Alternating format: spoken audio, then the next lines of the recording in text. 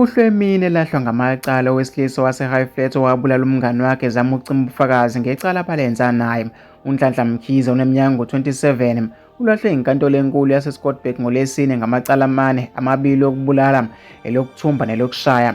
Kube yinjabulo emalungwini omndeni wabafi ngesikhathi inkantolo ilahle uMkhize ngamacala okubulala. uCebelihle Thobelani Hlongo oneminyaka engu-23 noKhalesakhe Jwara oneminyaka engu-29 wayengumngani omkhulu kaMkhize.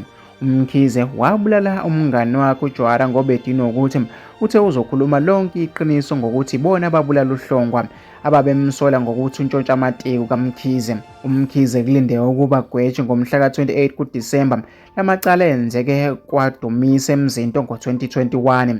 Ijaji uMJT limtshela ukuthi limlahla ngamacala amane libuyekeze zonke izethulo ezenziwe ubufakazi. Liveze ukuthi ubufakazi bukaMkhize abuthembekile njengoba bushayisana nalobo-ke bomfowabo owabizwa nguyena ukuthi azomfakazela. Umfowenu utshela inkantolo ukuthi wena ngesikhathi sesehlo wawungasebenzi kodwa wena uqambela amanga enkantolo wathi wawukade usebenza. Ukungayi kwakhe emngcwabeni womngani wakhe uJwara kushayela isipikili sokugcina sokuthi uyathinteka ekufeni kwakhe. Usithele ngokuthi-ke kawuyanga ngoba-ke noma usithele ngokuthi awuyanga ngoba usebenza, kodwa umfowenu uthi ngalesi sikhathi-ke wawungasasebenzi, kusho-ke ijaji. Ijaji liphinde laveza ukuthi uMkhize ngesikhathi ethomba umufi uHlongwa wafonela unina kaNkosazane noma uNkosazane Makhosazane Hlongwa embikela ukuthi indodana yakhe imtshontshela amateko.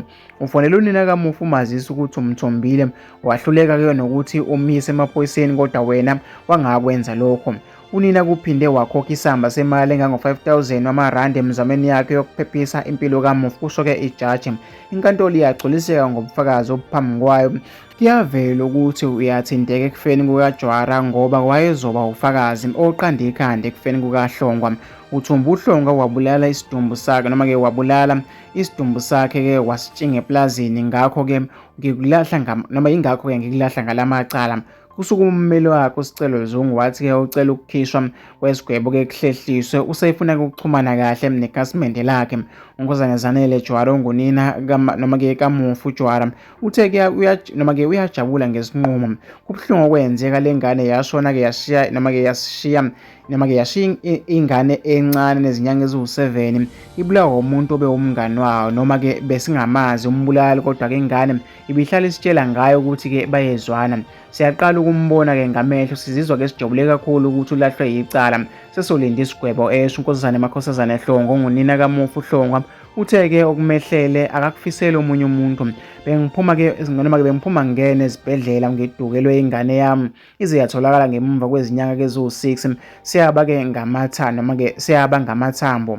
uMkhize wangifonele ngibikele ukuthi usola ingane yami ngokweba. Ngameluleka ngokuthi-ke makayihambise emaphoyiseni, ngizofika ngosuku olulandelayo. Sengifikile wangitshela ukuthi ingane akayazi ukuthi iphi, udidekile. Kudlule lapho-ke bathi mangikhokhe noma-ke u500,000 amarandi. Ngakwenza lokho ngoba ngithi ngizama ukuthola usizo lwengane. Sagcina-ke kwaze kwaphela inyanga eziwu6 kwayima-ke kutholakala isimathamba mhlophe ehlathini. Le ngane-ke bekuwuzinyo bulala kubalisa yena. Ebufakazini obubekwe phambi kwenkantolo kuvela ukuthi uMkhize wathumba uHlongwa wamshaya wambulala.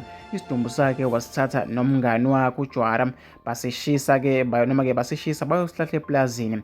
Seboshiwe noJwara wafonela umndeni wakhe ewazisa ukuthi ngeke kaboshelwe icala ngalazi, uzolikhuluma-ke iqiniso sebengaphandle. uMkhize wamdubula wambulala naye ngoba edinwa ukuthi uzokhuluma-ke iqiniso mhla bebulala uHlongwa.